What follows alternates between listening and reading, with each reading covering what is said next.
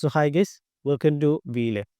പാശ്ചാത്യ മാധ്യമങ്ങൾ ആരംഭിച്ച് അതിനുശേഷം നമ്മുടെ നാട്ടിൽ നമ്മുടെ മാധ്യമങ്ങൾ ഏറ്റുപിടിക്കുന്ന ഒരു പ്രൊപ്പഗണ്ടയുണ്ട്. അഹമ്മദാബാദ് വിമാന അപകടത്തിൻ്റെ പൂർണ്ണ ഉത്തരവാദിത്വം നമ്മുടെ പൈലറ്റുമാർക്ക് നൽകുന്നതായിട്ട്. സോ ഇതിൻ്റെ ഒരു പ്രശ്നം, ഇതിനെല്ലാം അടിസ്ഥാനമാക്കുന്നത് പ്രിലിമിനറി ഇൻവെസ്റ്റിഗേഷൻ റിപ്പോർട്ടിനെയാണല്ലോ. ഞാൻ നിങ്ങൾക്ക് 2 പ്രിലിമിനറി ഇൻവെസ്റ്റിഗേഷൻ റിപ്പോർട്ടുകളെ കുറിച്ച് പറയാം. അതായത് 2020 കാലിക്കറ്റ് വിമാന അപകടം നടന്നല്ലോ. 2020 കാലിക്കറ്റ് വിമാന അപകടം നടന്ന സമയത്ത് അതിൻ്റെ പ്രിലിമിനറി ഇൻവെസ്റ്റിഗേഷൻ റിപ്പോർട്ടായിട്ട് വന്ന കാര്യം ഇതായിരുന്നു. ടെയിൽ വിൻഡും അതുപോലെ റൺവേയിൽ വെള്ളമുണ്ടായത്. അതുകൊണ്ടാണ് അക്വാ പ്ലെയിനിങ് നടന്ന് അതാണ് വിമാന അപകടത്തിന് കാരണമായത് എന്നായിരുന്നു 2020 കാലിക്കറ്റ് വിമാന അപകടത്തിൻ്റെ പ്രിലിമിനറി ഇൻവെസ്റ്റിഗേഷൻ റിപ്പോർട്ട്. എന്നാൽ ഏകദേശം 1 വർഷങ്ങൾക്ക് ശേഷം അതിൻ്റെ ഫൈനൽ ഇൻവെസ്റ്റിഗേഷൻ റിപ്പോർട്ട് വന്നപ്പോഴത്തേക്കും ഇതുമായിട്ട് യാതൊരു ബന്ധവുമില്ലാത്ത കാര്യമായിരുന്നു അതിൻ്റെ ഫൈനൽ ഇൻവെസ്റ്റിഗേഷൻ റിപ്പോർട്ട് ഉണ്ടായിരുന്നത്. അതായത് സ്റ്റാൻഡേർഡ് ഓപ്പറേറ്റിംഗ് പ്രൊസീജിയറുകളെ എല്ലാം മറികടന്ന് പൈലറ്റ് വിമാനം ലാൻഡ് ചെയ്തതായിരുന്നു കാലിക്കറ്റ് വിമാനാപകടത്തിന് കാരണമെന്നായിരുന്നു ഫൈനൽ ഇൻവെസ്റ്റിഗേഷൻ റിപ്പോർട്ട് വന്നപ്പോഴത്തേക്കും അതിൻ്റെ അകത്ത് കാരണമായി പറഞ്ഞത്. ഇനി ഇതുപോലെ തന്നെ 2009 എയർ ഫ്രാൻസ് വിമാനം അപകടത്തിൽപ്പെടുന്നു. എയർ ഫ്രാൻസിൻ്റെ വിമാനം അപകടത്തിൽപ്പെടുന്ന സമയത്ത് അതിൻ്റെ കാരണമായിട്ട് മുന്നോട്ട് വെച്ചത് ഇതായിരുന്നു. വളരെ മോശമായിട്ടുള്ള കാലാവസ്ഥ കാരണമായിരുന്നു ആ വിമാനം അപകടത്തിൽപ്പെട്ടതെന്നായിരുന്നു. എന്നാൽ ഏകദേശം 3 വർഷങ്ങൾക്ക് ശേഷമാണ് അതിൻ്റെ ഫൈനൽ ഇൻവെസ്റ്റിഗേഷൻ റിപ്പോർട്ട് വരുന്നത്. അതിൻ്റെ ഫൈനൽ ഇൻവെസ്റ്റിഗേഷൻ റിപ്പോർട്ട് പുറത്തു വരുന്ന സമയത്ത് വിമാനത്തിൻ്റെ PT ട്യൂബ്സ് ഫ്രോസൺ ആവുകയും അതുകൊണ്ട് തന്നെ എയർ സ്പീഡ് തെറ്റായിട്ട് കാണിക്കുകയും ഈ എയർ സ്പീഡ് തെറ്റായിട്ട് കാണിച്ചതുകൊണ്ട് തന്നെ പൈലറ്റിന് മിസ്ജഡ്ജ്മെൻറ്റ് ചെയ്യുകയും ഈ മിസ്ജഡ്ജ്മെൻറ്റ് കൊണ്ട് ഒരു എയറോഡൈനാമിക് സ്റ്റാളിലേക്ക് പോവുകയും ഇതായിരുന്നു വിമാന അപകടത്തിന് കാരണമെന്നായിരുന്നു എയർ ഫ്രാൻസ് വിമാനം 2009 അപകടത്തിൽപ്പെട്ട സമയത്ത് അതിൻ്റെ ഫൈനൽ ഇൻവെസ്റ്റിഗേഷൻ റിപ്പോർട്ട് വന്നപ്പോൾ കാരണമായിട്ട് പറഞ്ഞത്.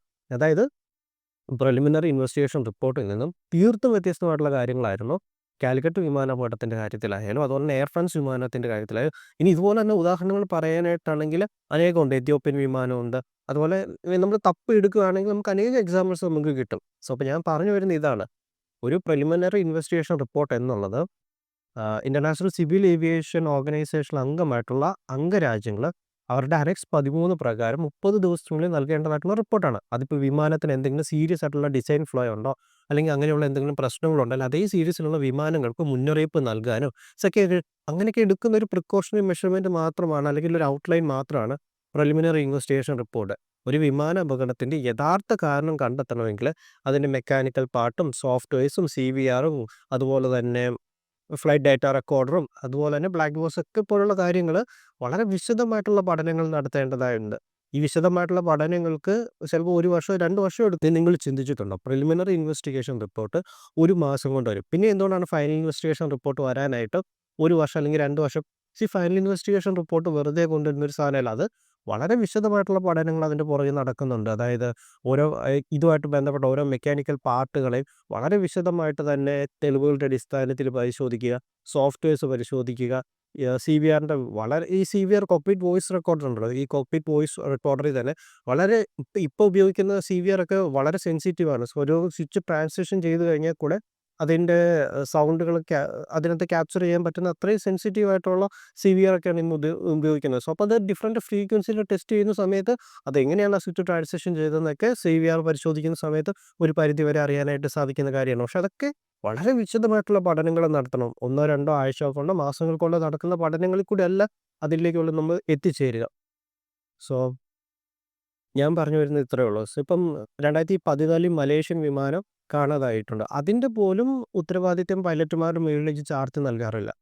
എന്നിട്ടാണ് ഇപ്പം ഒരു അപകടം ഉണ്ടാകുന്നു. അതിൻ്റെ ഏകദേശം 30 ദിവസങ്ങൾക്കുള്ളിൽ തന്നെ പ്രിലിമിനറി ഇൻവെസ്റ്റിഗേഷൻ റിപ്പോർട്ടും അല്ലെങ്കിൽ മറ്റ് ചില കാര്യങ്ങളും പറഞ്ഞു ഇതിൻ്റെ മുഴുവനായിട്ടുള്ള ഉത്തരവാദിത്വം പൈലറ്റുമാരുടെ മുകളിലേക്ക് ചാർത്തി നൽകുന്നത്. ഞാൻ പേഴ്സണലി എനിക്കിതിനോട് ടോട്ടലി ഒരിക്കലും യോജിക്കാൻ പറ്റുന്ന ഒരു കാര്യമില്ല. കാരണം നമുക്ക് 100% എല്ലാ കേസിലും പ്രിലിമിനറി ഇൻവെസ്റ്റിഗേഷൻ റിപ്പോർട്ട് തന്നെയാണ്. ഫൈനൽ ഇൻവെസ്റ്റിഗേഷൻ റിപ്പോർട്ടിലേക്ക് വരുമ്പോഴും ഒരേ കാര്യമാണ് മെൻഷൻ ചെയ്യുന്നതെങ്കിൽ ഓക്കെ ഫൈൻ. എന്നാൽ അല്ല, ഇത് രണ്ടും പലപ്പോഴും പല സാഹചര്യങ്ങളിലും വ്യത്യസ്ത കാര്യങ്ങളിലേക്കാണ് എത്തിച്ചേരുന്നതെങ്കിൽ ഇത്രയും ആൾക്കാർ മരിച്ചൊരു വിമാന അപകടം അതിൽ സ്വന്തം സൈഡ് ന്യായീകരിക്കുവാനായിട്ട് പൈലറ്റുമാർ ഇന്നിപ്പോൾ ഇവിടെ ഇല്ലാത്തൊരു കാലഘട്ടം. അവിടെ അങ്ങനെ ഇരിക്കുന്ന സമയത്ത് ഇതിൻ്റെ മുഴുവൻ ഉത്തരവാദിത്വം പൈലറ്റുമാരിലേക്ക് ചാർത്തി നൽകുന്നത് ഒരിക്കലും യാതൊരു തരത്തിലും ശരിയായിട്ടുള്ള ഒരു നടപടിയായിട്ട് എനിക്ക് തോന്നുന്നില്ല. അത് വേറൊരു ഉദാഹരണം പറയാം. നമുക്ക് അമേരിക്കൻ ഹഡ്സൺ റിവറിൽ വിമാനം ലാൻഡ് ചെയ്ത സമയത്ത് ആ പൈലറ്റ് ജീവനോടെ ഉണ്ടായതുകൊണ്ട് മാത്രമാണ് പൈലറ്റിന് എന്തുകൊണ്ടത് ഹഡ്സൺ റിവറിൽ ലാൻഡ് ചെയ്യുന്നുണ്ട് വന്നു എന്ന് എക്സ്പ്ലെയിൻ ചെയ്യാനായിട്ട് സാധിച്ചിട്ടുള്ളൂ. അതല്ലായിരുന്നുവെങ്കിൽ അത് പൈലറ്റ് എററായിട്ട് പോകേണ്ട ഒന്നായിരുന്നു. ഇപ്പോൾ അതാണ് ഞാൻ പറയുന്നത്. സോ ഇൻവെസ്റ്റിഗേഷൻ എന്നുള്ളത് അത് വളരെ നീണ്ടു നിൽക്കുന്നൊരു പ്രൊസീജിയറാണ്. അപ്പോൾ ആ നീണ്ടു നിൽക്കുന്ന പ്രൊസീജിയറിൻ്റെ ഫൈനൽ ഇൻവെസ്റ്റിഗേഷൻ റിപ്പോർട്ട് വന്നതിന് ശേഷമേ ഒരു പൈലറ്റ് എററാണ് എന്നുള്ളതിലേക്ക് ഉറപ്പിക്കാനായിട്ട് സാധിക്കുള്ളൂ. അതുവരെ നമ്മുടെ മലയാളം ചാനലിലൊക്കെ കൊടുക്കുന്ന തമ്പനയിൽ കണ്ടു കഴിഞ്ഞാൽ തന്നെ നമുക്ക് അവന്മാരെ പിടിച്ച് കണ്ടിന്യൂ കൊടുക്കാനായിട്ട് തോന്നും. അത്രയും വൃത്തികെട്ട തമ്പനയിലുകളാണ് അവന്മാർ കൊടുക്കുന്നത്. ചെയ്യുവാണ്. വീഡിയോ കൺക്ലൂഡ് ചെയ്യുന്നതിന് മുമ്പ് ഞാൻ ഈ ഒരു ടോപ്പിക്ക് വീഡിയോ ചെയ്യണമെന്ന് ആഗ്രഹിച്ചൊന്നുമില്ല. പക്ഷേ വളരെ തെറ്റായിട്ടുള്ള ഇൻഫർമേഷൻസ് നമ്മുടെ ജനങ്ങളുടെ മുന്നിലേക്ക് എത്തിക്കുന്നത് കൊണ്ട് എനിക്ക് ചെയ്യണമെന്ന് തോന്നി. That's it. അത്രയേ ഉള്ളൂ. സോ ഓക്കെ, നമുക്ക് അടുത്തൊരു വീഡിയോയിലൂടെ കാണാം.